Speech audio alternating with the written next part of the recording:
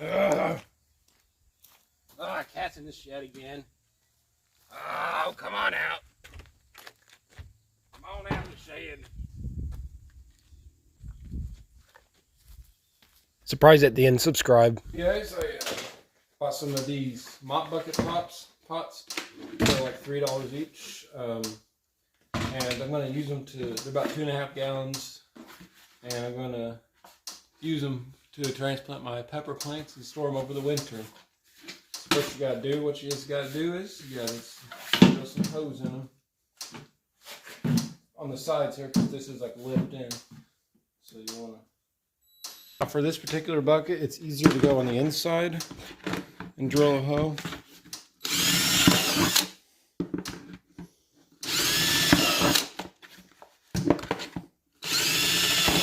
Spacing doesn't really matter.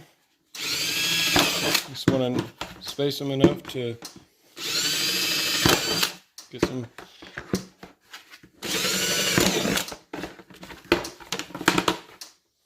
Just want to put 7 holes in it, and we'll do the rest.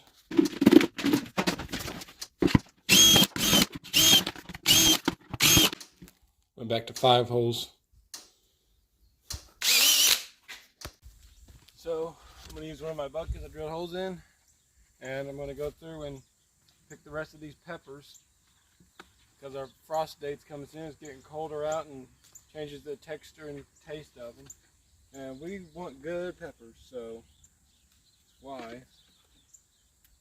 We're going to save the plants and get all their stuff.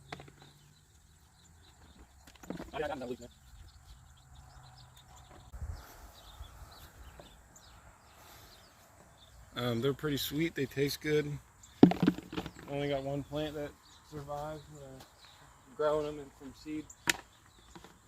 And then I wanted to grow a world record mango, but it never happened. So these are some of the mangoes, bell peppers, maybe we want to call it. And these are my tomatoes. These plants survived a lot longer, and I'll show you them here in a bit. But for right now, I'm going to save some memory and pick everything and show you guys the result. Guys, these are my mangoes and bell pepper plants. Now, these are the biggest ones I think I've ever had. That's what inspired me to save the plants since they're perennials. Might as well see how many years I can keep them. And I might get the world record bell pepper. You never know. I mean, these things have been doing real good. The first producings of these were huge. I mean, now, still pretty good size, but they're not as big. I mean, but the stems of these are just massive. Now, I did plant everything in an old cow lot, so there is a lot of manure and urine and fertilization stuff, but at the same time, this stuff is still good. I mean, just look at the size of that. And they're thick too. These things are thick-walled. We ain't producing no skinny-walled things, that's for sure. But I'm going to pick all these off, and we're going to keep going from there. I have to show you this, guys. Now, this is the tiniest bell pepper I've picked compared to, say, this guy. It is worth it. And look at that guy right there. Got like a pumpkin in your watermelon. These things. Even the small ones do it. I don't know.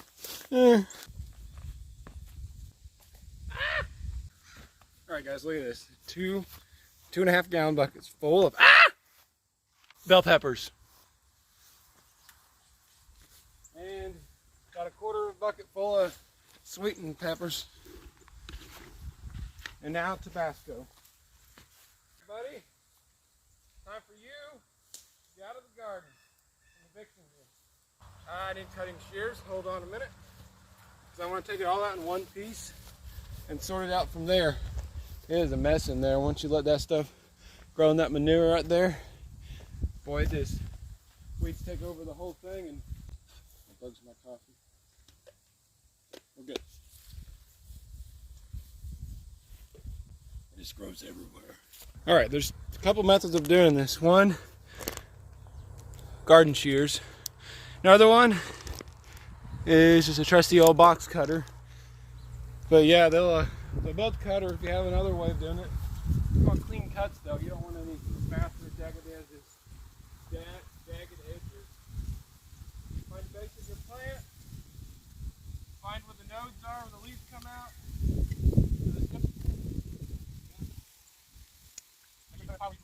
Plant still, guys. These things will take off in the right position, man. Woo. Don't know what I'm gonna do though. It's probably dry them. This is basically what both of them will look like. I got two of them. These Tabascos, they just branch out. All Tabasco peppers here. We'll have to go through them.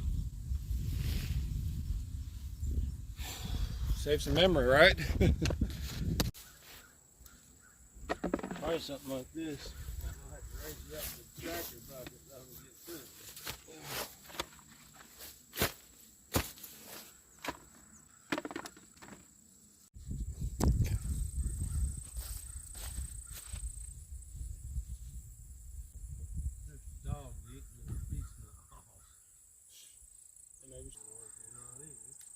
Depends on how Lady's sleeping from being out of the show thing.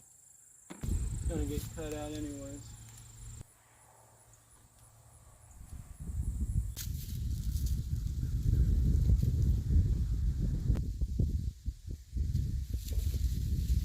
There's a ton of green ones. I mean, I guess I could pick. Show the camera what I got. On this side, I got Looking all my red tomatoes because it's gonna get cold. ow, sticker. What? It's going bad. Come back here. The action's up here. Got my little Easter eggs in here. Wasn't as many as I thought there was going to be. What are you doing? Not much. How about you? He's bored.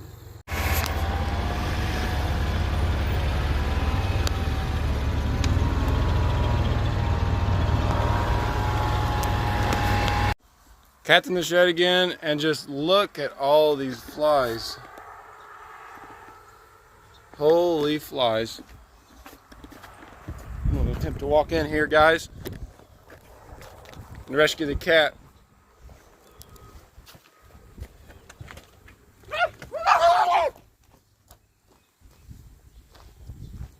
Come on out, cat.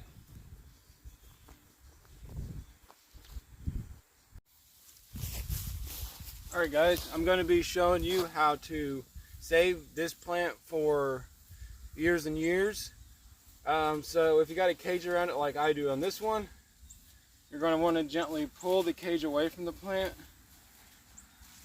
That way you can cut it easier on the inside. It's okay to harm all this top stuff when you're going to trim it back like this because it's going to get cut off anyways. I'll show you that here in a sec. Right now I just want to pull the...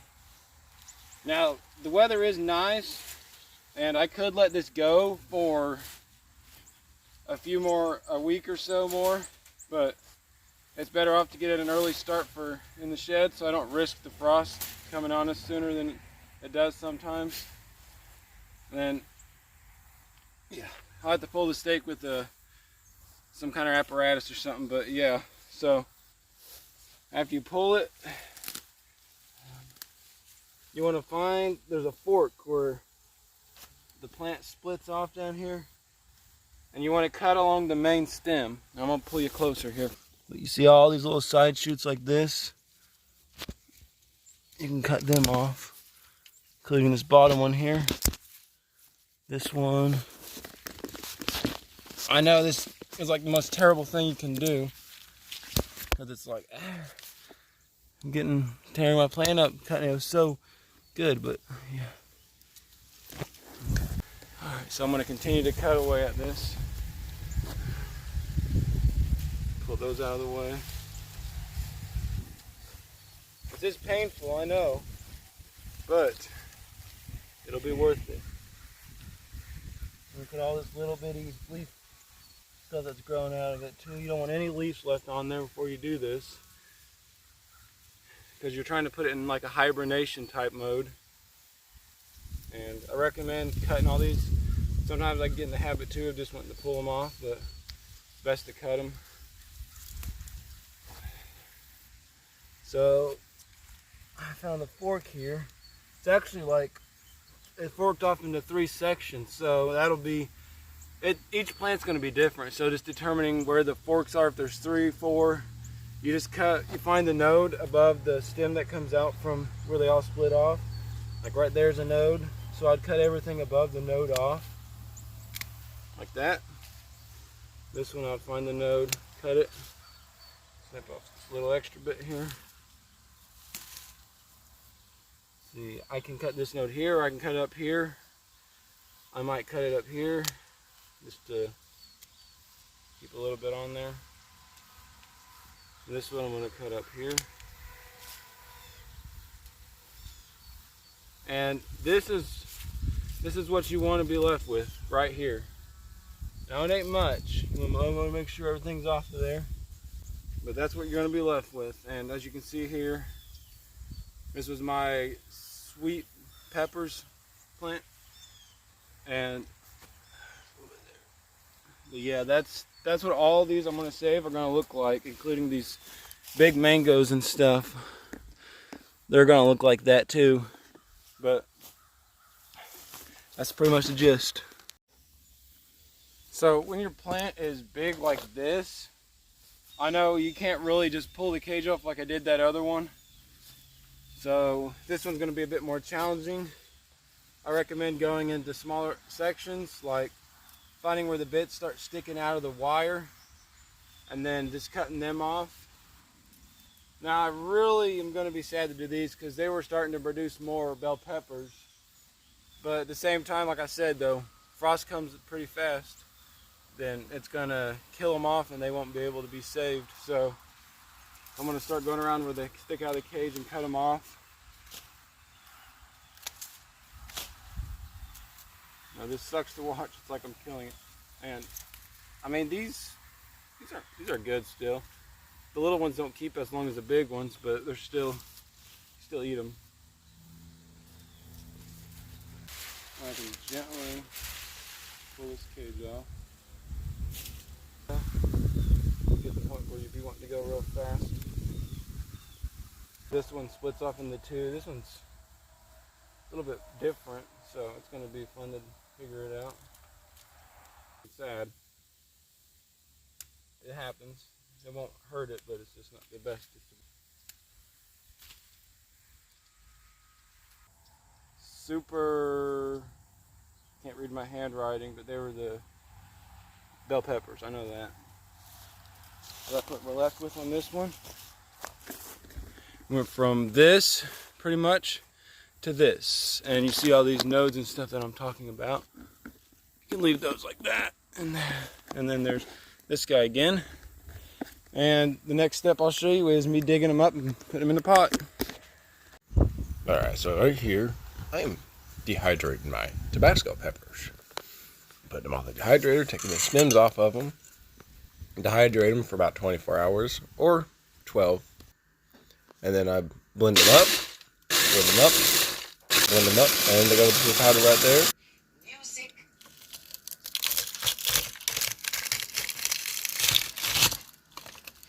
Very Just satisfying. freezing up some peppers here. Just cut them up. Show you a little trick I just taught myself. Doing about 6 per bag for meal for stuffing. So after you zip them up a little bit, just open up the top like that and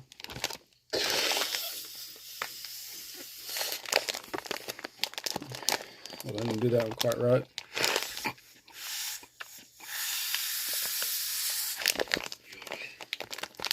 And then you got a vacuum sealed peppers. Pretty simple. Already done 2 other bags that way. Don't need no fancy vacuum or anything else. Peace out. This was all the tomatoes we picked. I was putting them in our processor blender thing with to make the juice out of them. And I put them in there, you squish them down there, and the funnel thing sorts out the seeds and the skin and the core from the flesh, and it comes out a nice goopy, globby, juicy tomato juice. And you can freeze it, can it, and you can use it to make paste, you can use it to make all kinds of sorts of things. My little invention here, I used one of the pans with the things that makes it bigger and longer with the chip bag clips, and then the wooden spatulas with the pan. And see there, that juice, you put it in and that holds the bag. Alright guys, this is the part where I pick my potatoes.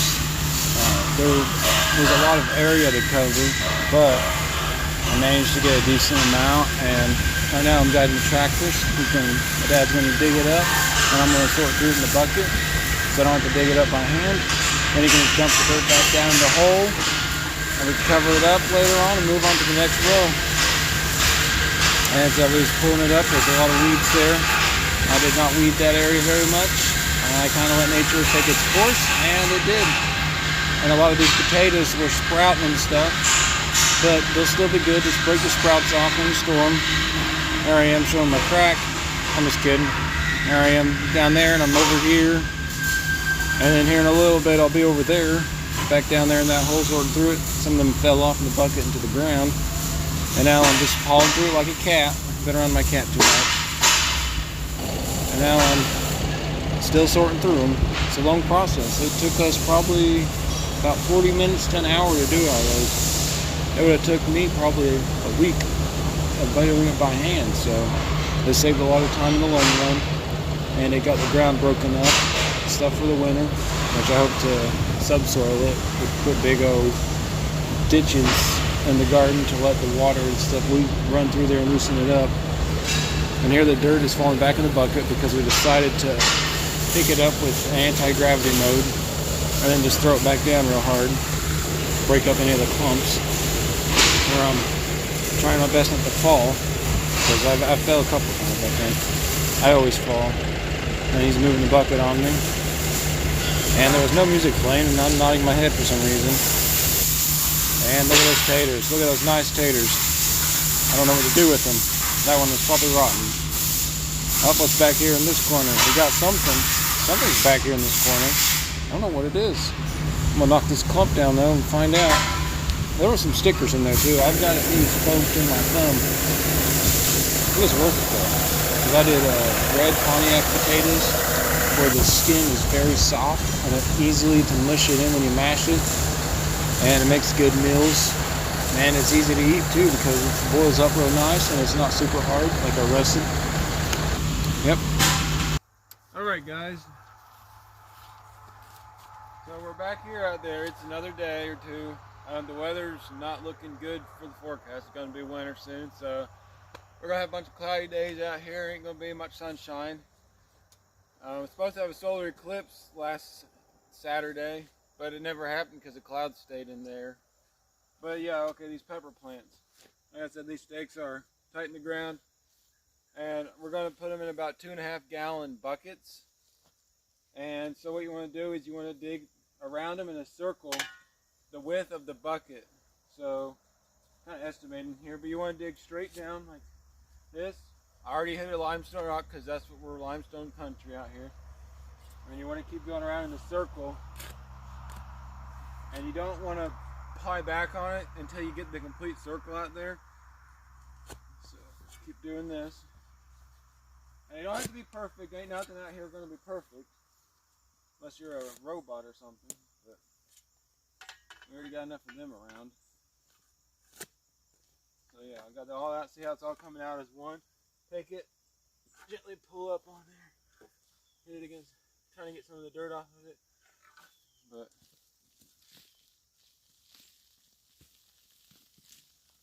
I want to put it in fresh dirt. You still want to leave some dirt on here, right? There. But this is going to be what you're left with. And literally, as big as this is, that I hit a rock in my garden.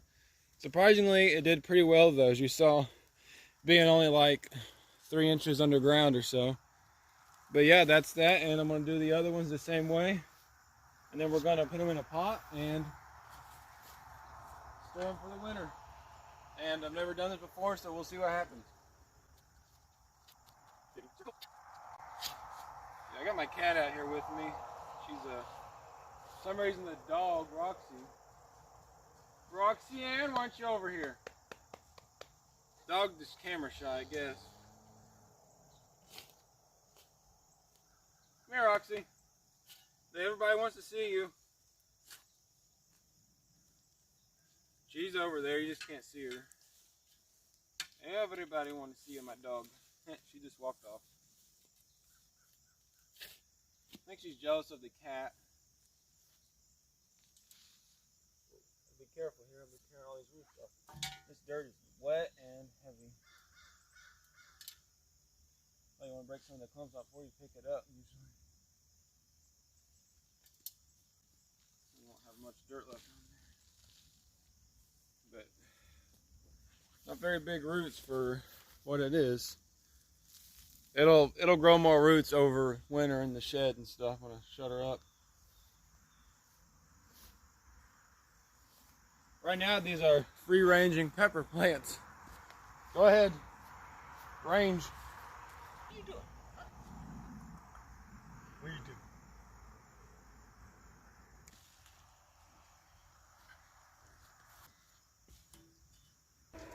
We're back here at the station in the back of my tailgate truck bed.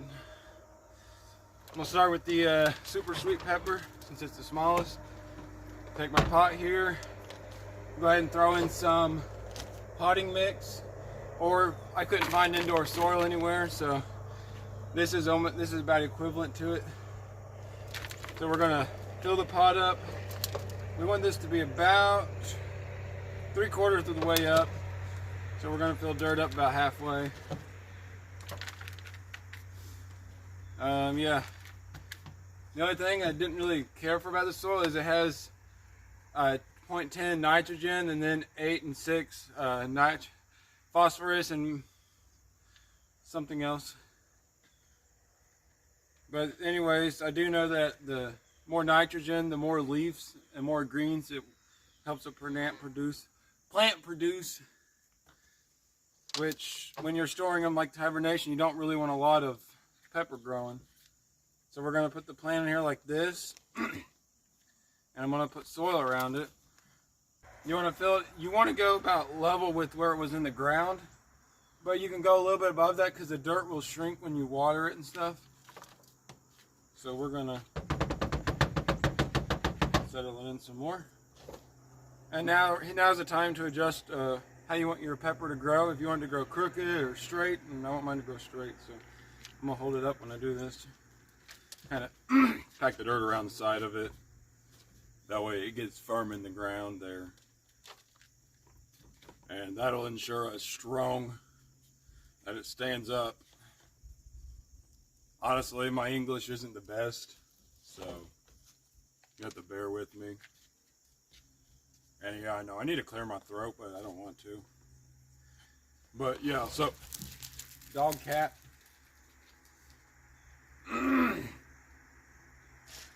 Anyways, I'm trying to shoot a video over here. You come up here with me? There we go. Anyways, I got this Miracle Grow Performance Organics Blooms plant nutrition because you want the first letter number to be smaller than the last two. It's the only thing I could see in Lowe's that had it like this, so you know that's what I went with. Everything else is like 15 nitrogen and then like 6 and 8.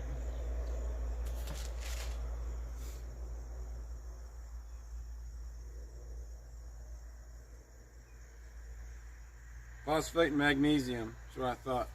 Yeah, your phosphorus and magnesium need to be higher than your nitrogen. But I'm gonna add a little bit more dirt, just to be on the safe side. You can always have too much, but never enough. Evenly spread that. I'm gonna take this fertilizer, We'll give it a nice, evenly, not too much, just enough to do over the winter, not much. And then we're going to water it in and put it up for the time being. So we'll go ahead and do the other plants.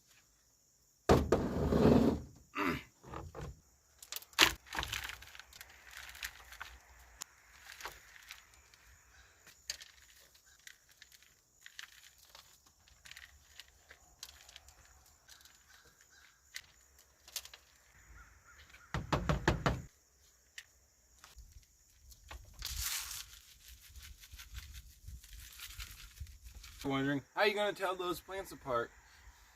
Well, I know my bell peppers and their mangoes, whatever you want to call them, are the biggest ones, and my sweet peppers are the smaller one, because there's only two big ones. Yeah. You'll run out because it ain't like there's an infinitely big space there for the seeds to be. All right, let's go get some more pepper plants. Pepper. Well, I got 2 buckets left.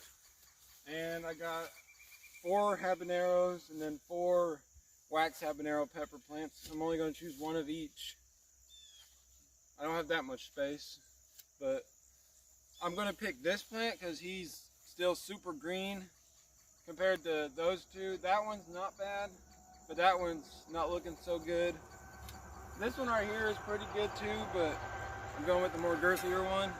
I mean, it's still growing more peppers on here. If the weather was good for another month, it'd be loaded again. And then I'm probably going to choose, thinking maybe this guy for the wax habanero, because this one looks like it's going to produce some more, and I'm going to let these other plants just grow until the frost gets them. They're going to go down strong. So let's get cutting. Edit that one out there if nobody sees me messing up. I'm sorry! I'm so sorry! Ooh.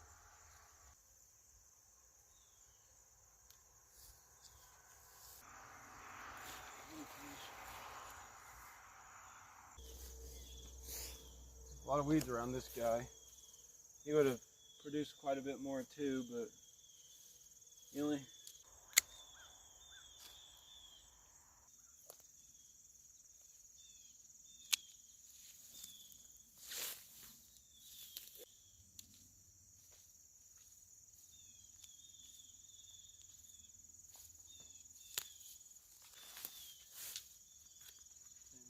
Dirt out of your shoe. I guarantee you, you walk out in the farm, out into the garden or to the field, you're gonna have something in your shoe. I got grass in there. Dag nabbit, Jimmy. Got my Joe. Why? Oh my goodness.